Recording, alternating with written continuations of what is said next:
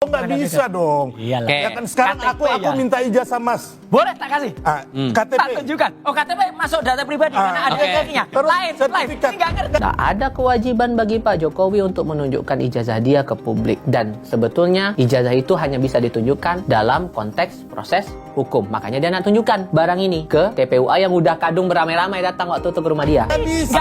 Nggak bisa beda. Sebelum ini orang nggak ngerti hukum, tapi so tahu.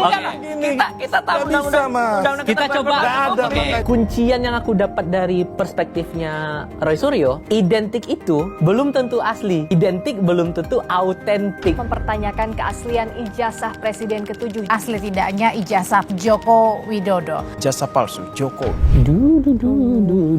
Ada nggak? Nggak ada, beneran. Mana dia catatan? Di tempat yang kumpulan dokumen-dokumen itu nggak ada tas. Aduh, gawat nih, gimana dong? Ya udah deh, ntar deh tunggu pulang aja deh dicariin. Ya. Agak sibuk aku tengok-tengok kau ya. Ngapa kau tadi? Ini ijazah SMA gua baru sadar kok kayak hilang ya. Terakhir tuh gara-gara baca berita ijazah Jokowi, terus gue baru inget kemana ijazah SMA gue tadi, nelfon orang rumah kok nggak ada dicari. Agak insecure ya. Orang lain punya masalah, kita pula yang ngerasa kok kayaknya barangku ndak aman. Iya lagi, aduh takut gimana ya. Hah. Ada di mana tuh ya? Tapi aman ndak? Ada ndak? Yang kuliah ada, yang SMA nih nggak tahu di mana. Tapi biasanya ngomongin ijazah Jokowi ya. Itu kelanjutan kasusnya gimana sih? Enggak, tunggu dulu. Urusan pribadi kau aja belum selesai. Udah ngurusin urusan ijazah orang. Kau selesaikan itu dulu, baru kau urus ijazah orang. Barang tuh hilang, kayak mana kau nanti kalau mau pergi kemana-mana ada urusan apapun ijazah itu penting, weh. Iya sih, tapi kan gue lagi di kantor, nggak bisa nyari. Ini kayak rasa kepo gue lebih gede untuk ngomongin ijazah Jokowi daripada ijazah SMA gue. Itu gimana sih? Banyak alasan kau. Ya udahlah, sini, kau kasih tahu.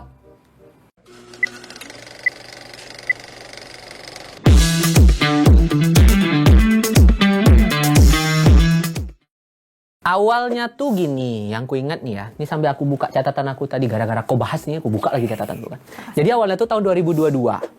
2022 itu kan eranya masih menjabat ya Pak Jokowi jadi presiden. Nah, momen itu ada yang ngadu bikin gugatan ke Pengadilan Negeri Jakarta Pusat, namanya Bambang Trimulyono. Waktu itu kasus aduannya itu tuh tempat viral juga di medsos, menggugat ijazahnya Pak Jokowi. Ijazahnya nggak cuma satu, nggak cuma kuliah. Dari SD, SMP, SMA, kuliah digugat sama dia di pengadilan itu. Singkat cerita, dalam proses-prosesnya itu akhirnya pengadilan tidak menerima gugatan itu dengan alasan tidak cukup bukti. 2022, 2023 kayaknya ya, ku ingat-ingat tidak ada. Hidup lagi lah nih barang di periode 2024. Persisnya setelah Pak Jokowi selesai menjabat sebagai Presiden Republik Indonesia. Waktu itu, ini baru sebatas obrolan sih awalnya. Di bulan November waktu itu November, mantan dosen Universitas Mataram namanya Rismon Sianipar mulailah menghidupkan lagi dugaan ijazah palsunya Pak Jokowi itu. Alasannya satu, yang paling utama yang dia garis bawahi, karena font yang ada deskripsinya Pak Jokowi saat itu di tahun 1985 ya, sekitar 1980-an itu belum ada harusnya. Jadi kenapa kok bisa ada font Times New Roman di sampul ijazahnya Pak Jokowi?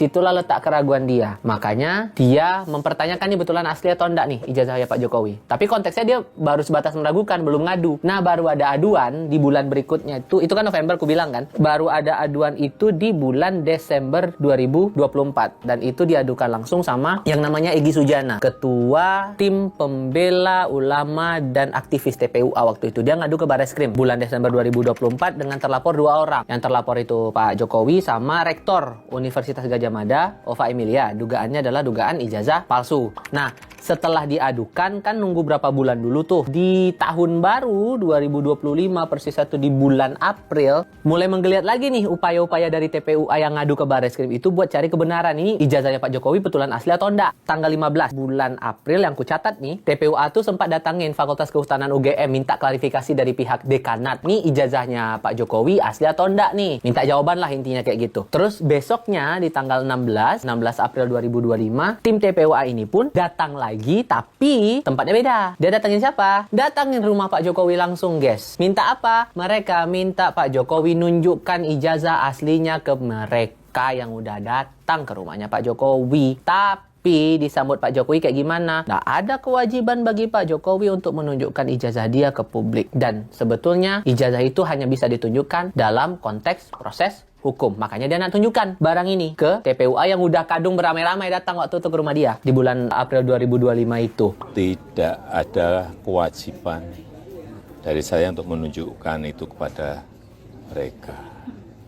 Ini menggeliat terus, masalah dugaan-dugaan itu, makin liar narasi-narasi yang muncul di medsos, sampai akhirnya Pak Jokowi ngerasa ini kok kayaknya udah menghina harga diri dia, merusak harkat martabat dia secara personal, makanya kemudian dia ngadu secara resmi ke polisi. Waktu itu dia ngadunya ke Mapolda Metro Jaya tanggal 30 April, waktu itu, 30 April 2025, 5 yang diaduin, 5 yang dilaporin, namanya tuh bentar ku tengok. Oh ada nih, Roy Suryo, terus Iris Monsianifar, terus Dr. Tifa ya bukan Tifa, lain pula gendernya nanti, lain orangnya. Terus Egy Sujana yang pertama kali ngadu soal ijazah Jokowi ke Barreskrim, sama yang namanya Kurnia Tri Royani. Nah saat Pak Jokowi ngadu ke polisi, dia sekalian menyertakan 24 objek untuk dijadikan bahan pertimbangan buat polisi lah untuk menindaklanjuti dugaan pencemaran nama baik waktu itu yang diadukan ke polisi terhadap 5 orang ini. Selang berapa hari kemudian, udah ganti bulan kan, tanggal 9 Mei waktu itu, 9 Mei 2025, merespon lagi aduan dari Egy di Barreskrim. Nah, Pak Jokowi menyerahkan ijazah aslinya ke penyidik. Ini kita agak mundur dikit nih, karena kan kasusnya udah beda nih. Kasus yang si Pak Jokowi ngadu ke Mapolda itu karena pencemaran nama baik dirinya, dia sebagai pelapor. Tapi kalau yang konteks di Barreskrim, dia sebagai terlapor untuk kasus dugaan ijazah palsu. Lewat perantara penasihat hukumnya, dia kasihlah ijazah dia itu ke penyidik Barreskrim Polri untuk ditindaklanjuti sekaligus uji forensik lah untuk menunjukkan keaslian dari ijazah ini. Dan posisinya Pak Jokowi bersama dengan tim penasihat hukum menegaskan lagi ijazah dia asli sesuai dengan aturan main di kampus, dia melewati proses akademik yang sah. Intinya kayak gitulah, pokoknya semua serba sah, serba asli. Nggak ada yang bisa diragukan dari ijazah Pak Jokowi waktu itu. Itu 9 Mei 2025. Di tanggal 20, ini selang berapa hari setelah itu, pas dia ngasih ijazah kan lewat perantara kuasa hukum. Nah tanggal 20-nya, dia datang lagi. Tapi ini Pak Jokowinya langsung ke Barreskrim menghadap ke penyidik dengan alasan waktu itu untuk memenuhi panggilan penyidik atas laporan dari teman-teman TPUA ini, di Egy Sujana yang mengadukan dugaan ijazah palsunya Jokowi. Waktu penyidikannya tuh nggak berselang lama sih, nggak lama-lama kayak kasus-kasus yang lain kan bisa berjam-jam kan. Kalau yang ini cepatlah sejam 2 jam ada, aku pun lupa. Sekitaran itulah pokoknya. Jadi setelah itu dia keluar dari gedung Barreskrim sambil membawa map. Yang seru tuh kan map ini, karena disebut map itu ada isi ijazah aslinya dia yang sebelumnya sudah diserahkan ke penyidik. Dan posisinya menegaskan lagi bahwa Jokowi punya ijazah semuanya asli, termasuk ijazah yang diragukan di Fakultas Kehutanan Universitas Gadjah Mada, Yogyakarta. Di proses-proses itu, ini kan penyidik di Barreskrim masih menindaklanjuti kasusnya atau aduannya si Egy Sujana dan kawan-kawan di TPUA kan, sambil menunggu proses yang 10% lagi. Waktu itu kan masih ada Dirtipidumnya bilang 90% penyidikan sudah rampung, tinggal nunggu hasil forensik dari ijazahnya, forensik digital dari ijazahnya itu apakah asli atau enggak. Nah, selama penantian itu orang muncullah narasi, ini bener asli atau enggak, asli atau enggak, asli atau enggak. Yang puncaknya, fakta terungkap oleh polisi waktu itu diumumkan langsung oleh Dirtipidum Pak Juhandani lewat keterangan pers, dan dia menegaskan dari hasil forensik terhadap ijazah itu, seluruh item yang diteliti, seluruh aspek unsur yang diperiksa di ijazah, semuanya identik dengan data-data pembanding. Data pembandingnya waktu itu membandingkan dengan ijazah dari 3 temannya Pak Jokowi di UGM, terus uji-uji teknis lain di ijazah itu, sampai tinta, kertasnya semuanya diteliti dan semuanya identik. Gitu ceritanya. Nah, emangnya apa aja sih yang dituduhkan soal kepalsuan ijazah Jokowi? Terus kalau hasil lab forensiknya itu emang gimana? Agak teknis sih sebetulnya kalau mau dijelasin. Cuman gini, kalau yang Rismon tadi kan aku bilang masalah font skripsinya Jokowi Times New Roman. Dia bilang kalau di era 1980-an itu font Times New Roman tuh belum ada. Jadi belum eksis. Makanya dia meragukan kok bisa skripsi dia pakai font itu. Padahal kan belum eranya ada font begitu. Itu satu. Terus yang kedua, lembar pengesahan skripsinya nih yang ku catat di sini. Lembar pengesahan skripsinya Pak Jokowi itu agak aneh menurut si Rismon Sianipar ini. Dia bilangnya tidak ada lembar pengesahan dari dosen penguji serta nama dosen yang menguji. Itu yang bikin dia ragu. Jadi poin utamanya adalah dari skripsi. Saat skripsinya tidak betul, harusnya ijazah juga nggak sah dong. Nah, itulah yang jadi dasar pemikiran Rismon meragukan ijazah Jokowi ini asli. Tudingannya ke sana. Nah, sampailah dibalas sama pihak UGM bahwa mereka menegaskan, Fakultas Kehutanan dulu nih, Fakultas Kehutanan bilang ijazah Jokowi asli, dia tercatat sah sebagai mahasiswa waktu itu dan lulus di tahun 1985, itu dari dekanat. Diperkuat lagi sama pihak rektoratnya UGM kalau mereka punya catatannya, mereka punya surat keterangan akademik di Jokowi ini masuk dari tahun berapa, lulus tahun 1985 itu tadi. Jadi penegasan bahwa Jokowi proses akademiknya salah sampai dia dapat ijazah itu tadi. Masih ada yang meragukan nih dengan analisis-analisisnya ini dan penegasan dari pihak UGM. Siapa yang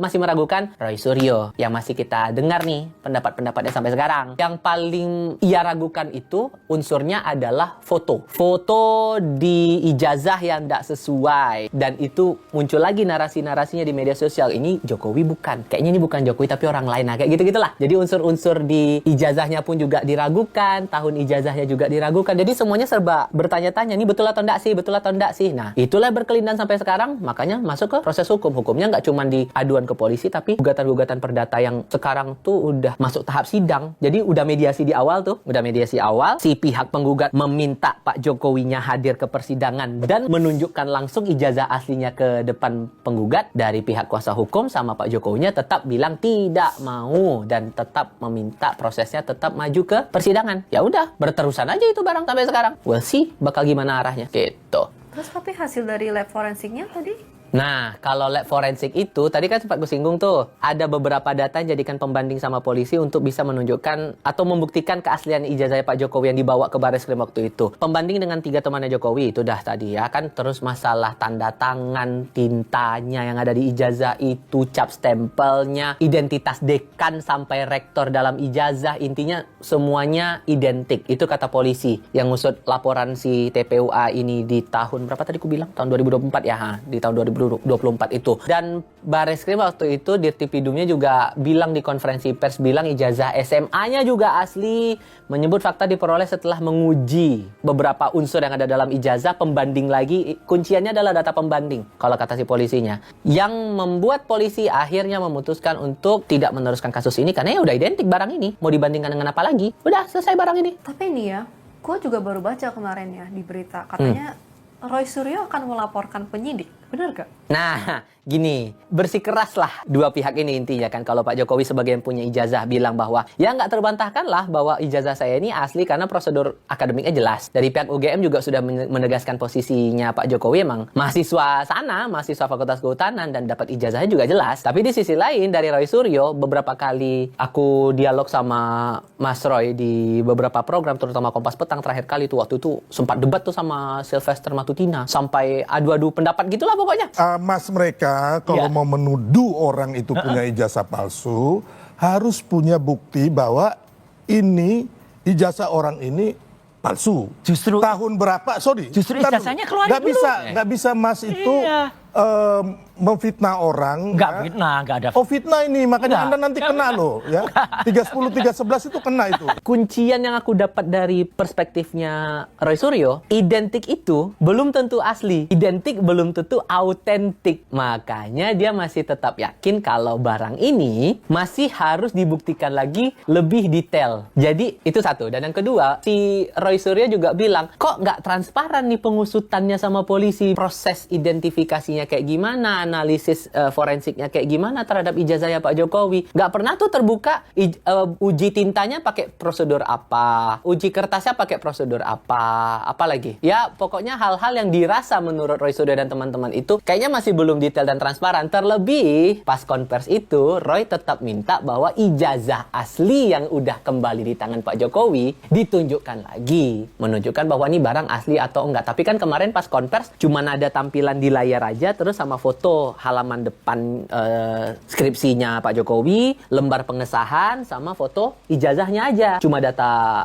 digital lah gitu, fotonya aja di layar tapi nggak ditunjukin ke khalayak kalau itu barangnya asli atau enggak. Makin ragu lah mereka ini. Jadi poinnya mereka ya udah kita akan nunggu sampai ke persidangan aja, tapi mereka tetap dengan perspektifnya mereka bahwa ya barang ini diragukan keasliannya ijazah Pak Jokowi ini gitu. Nah, atas proses yang dianggap serampangan oleh teman-teman yang masih bersikeras atas keraguan ijazah Pak Jokowi ini, Roy Suryo sempat ada rencana juga sebetulnya, betul kata kau tadi, melaporkan penyidik Barreskrim Polri ke sejumlah institusi pengawasan internal. Ya, intinya meragukan proses yang prosedurnya lah, prosedur yang berjalan ini kok kayaknya ditutup-tutupin, kayak ada menyimpan sesuatu, walaupun bukan menyimpan duit, nggak tahu lah ya. Tapi gitulah. Jadi kayak ada sesuatu yang tidak jelas diterangkan ke publik. Ini kenapa sih kok tiba-tiba ujuk-ujuk langsung dibilang identik, kenapa? Kayak gitu. Nah, kalau aku sangkutin lagi masalah dialogku tadi, Roy tetap dengan pendiriannya, tapi Sylvester Matutina menilai bahwa ya kalau memang mau masih tetap bersikeras, sementara polisi sudah menegaskan data ini identik, berarti tidak menghargai proses yang dilakukan polisi dong kalau begitu. Sampai dia bilang, nih kalau udah kayak begini juga, ya udah jelas bahwa Mas Roy ini layak untuk dijerat dugaan pencemaran nama baik sebagaimana sudah diadukan sama Pak Jokowi di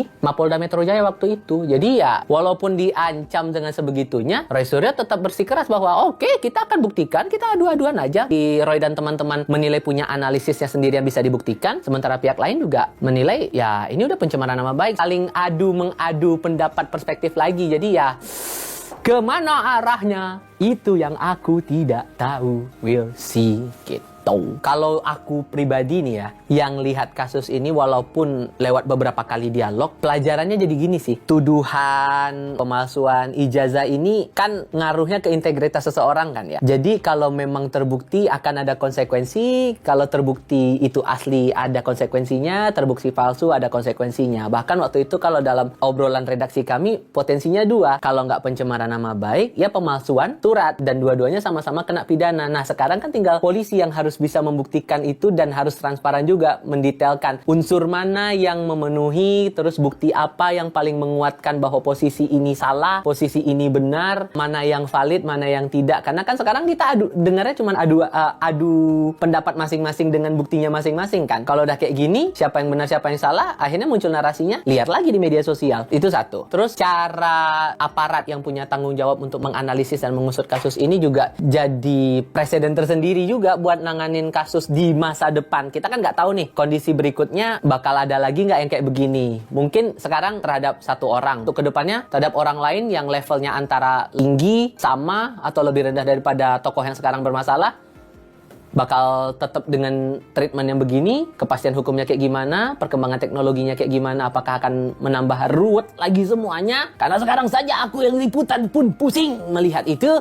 Nah, satu sisi lainnya sih gimana cara tim akademiknya juga sih harus bisa menjelaskan itu. Walaupun kemudian ya udah berkali-kali juga sih dari tahun 2022 mereka udah negasin, mereka udah jelasin posisinya Pak Jokowi memang pernah jadi sivitas akademika sana sebagai mahasiswa. Tapi kalau udah berkelindan lagi kayak gini, ya gimana komunikasi publiknya menjelasin ke masyarakat yang masih meragukan keaslian, itulah yang jadi PR sekarang. Komunikasi publik sih kalau buat aku sekarang PR-nya. Dan transparansi. Kalau memang benar ya udah jelasin aja kalau itu benar. Kalau salah ya udah jelasin kalau itu salah. Selesai urusan. Setuju. Gila, berkelit banget ini kasus ya. Gue kayak nyata udah lama tapi masih aja gitu. Kalau misalnya nih ijazah gue yang hilang, bakalan rame kayak gini juga gak sih? Aku gak peduli sih, sumpah. Aku gak peduli. Udah aku bilang, kau gak usah masuk ke kantor, selesaikan urusan ijazah kau. Ijazah kau hilang, aku gak ikut bantu nguruskan masalahnya, mohon maaf nih. Aku tidak sepenting itu ternyata ya. Tak sepenting itu gitu.